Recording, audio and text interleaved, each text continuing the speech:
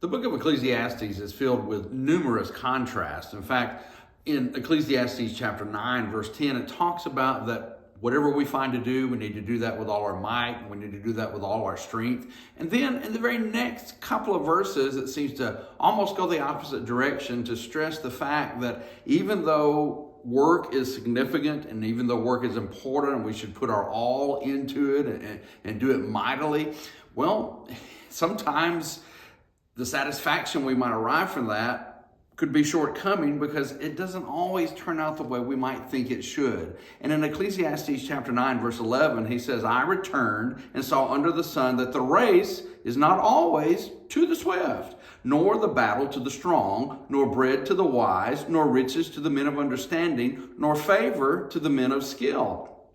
But time and chance happen to them all. For man does not know his time, like fish taken in a cruel net, like birds caught in a snare. So the sons of men are snared in the evil time when it falls suddenly upon them. In other words, we never know exactly how things are always going to turn out, even when we're trying to do our very best. Whatever we're finding to do, we're working with our might.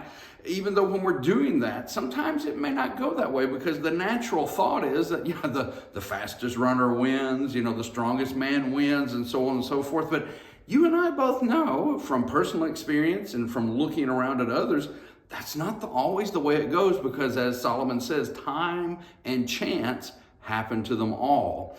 And as we think about those words, time and chance, again, that's not so much the pessimistic view of things as it is the fact that we must simply trust in God's providence in our lives because we can't control everything. Everything's not always going to go the way that we plan and the way that we want it to go. And so we understand that God's providential working is what we've got to trust in, what we've got to put our confidence and our faith in.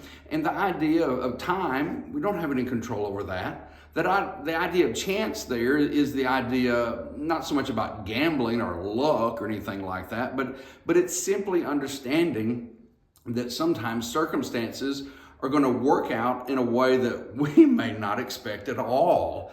Therefore, we always need to put our confidence in God. We always need to be certain that we're following Him as faithfully and as fully as we can because, again, He says, sometimes fish are taken into the net, birds are caught in the snare, and so on.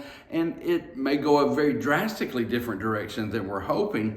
And suddenly, it says, disaster may fall upon us.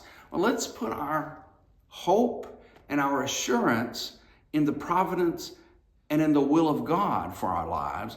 Do the very best that we can. Know that sometimes it may not go the way that we hoped or planned for it to go, but be certain that it's the way that is being guided by God.